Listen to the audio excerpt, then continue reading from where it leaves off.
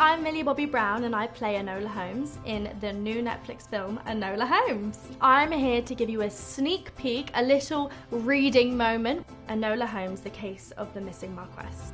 Wait, I saw something. Rising over the housetops like an ostrich feather upon a lady's hat stood a white plume in the grey sky. The smoke of a steam locomotive. Pedaling towards it, I soon heard a roaring, shrieking, clanging noise, the engine coming in. I arrived at the platform just as it did. Only a few passengers got off, and among them I had no difficulty recognising two tall male Londoners who had to be my brothers. One of my brothers had grown a bit stout, showing an expensive silk waistcoat. That would be Mycroft. I suppose the older by 7 years. The other, Sherlock, stood straight as a rake and lean as a greyhound, in his charcoal suit and black boots. Swinging their walking sticks, they turned their heads from side to side looking for something, but their scrutiny passed right over me. Meanwhile, everyone on the platform stole glances at them. I straightened and approached the two Londoners, not quite succeeding in holding my head high.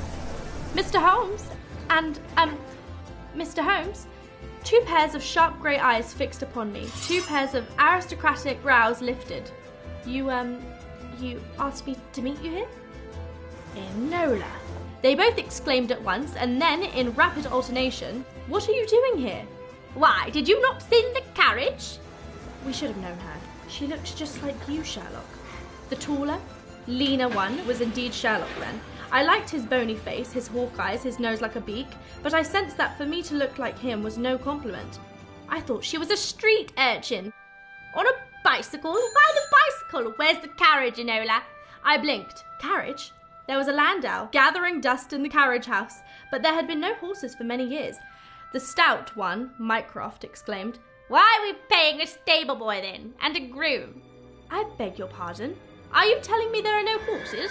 "Later, Mycroft, you." With commanding ease, Sherlock summoned a loitering lad. "Go hire us a landau." He tossed a coin to the boy, who touched his cap and ran off. "We had better wait inside," Mycroft said. "Where's your hat, Enola?" Somehow the moment had passed for me to say, "How do you do?" Or for them to say, "So nice to see you again, my dear," and shake hands or something of that sort, even though I was ashamed of my family. But then also I was beginning to realise the "please meet at station" had been requested for transportation, not for me to be present myself in person. Speaking to me, Sherlock decreed in that offhand imperial way of his, "You should have been in long skirts since you were 12.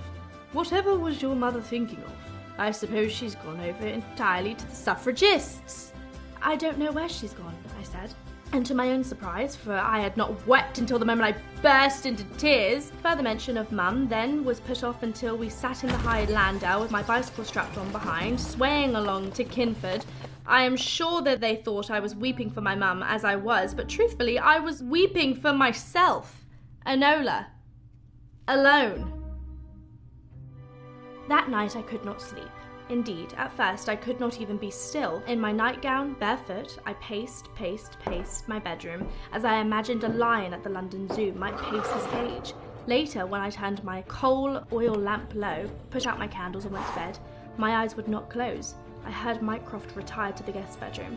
I heard Lane and Mrs. Lane tread upstairs to their quarters on the top floor, and still I lay staring at my shadows. The whole reason for my distress was not obvious, as may at first appear. It was Mycroft who had me angry, but it was my changing thoughts about my mother that made me upset, almost queasy.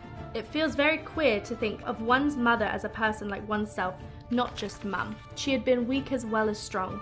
She had felt trapped, as I did. She had felt the injustice of her situation just as keenly. She had been forced to obey, as I would be forced to obey. She wanted to rebel, as desperately yearned to rebel, without knowing how I would ever or could. But in the end, she managed it.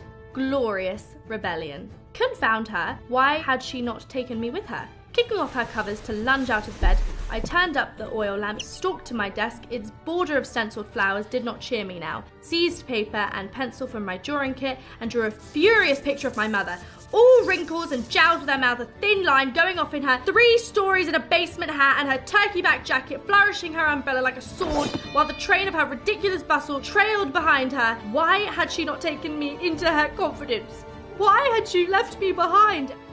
Oh, very well, I could understand, however painfully, that she had not wanted to trust a young girl with her secret. But Why had she not at least offered me some message of explanation? And why, oh why, had she chosen to leave me on my birthday? Mum never in her life took a stitch without thread. She must have had a reason. But what could it be?